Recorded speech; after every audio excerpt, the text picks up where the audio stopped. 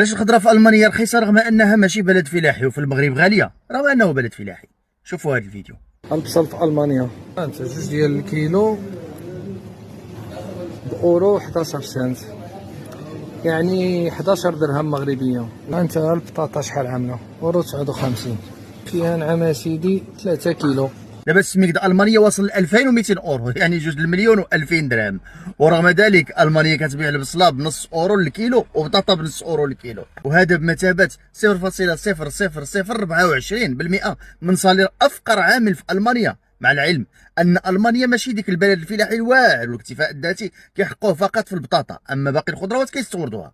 نجيو دابا للمغرب، لقاو فيه سيكوريتي كيتخلص 2000 درهم في الشهر وعنده 4 د الاولاد. ايوا وكيلو البصله داير 14 درهم، يعني كياكل ليه من الصالير ديالو 0.7%. يعني الالماني اللي ما كيزرعش البصله يقدر يشري بصاليرو 4 طن، وهذا افقر عامل في المانيا. اما المغربي اللي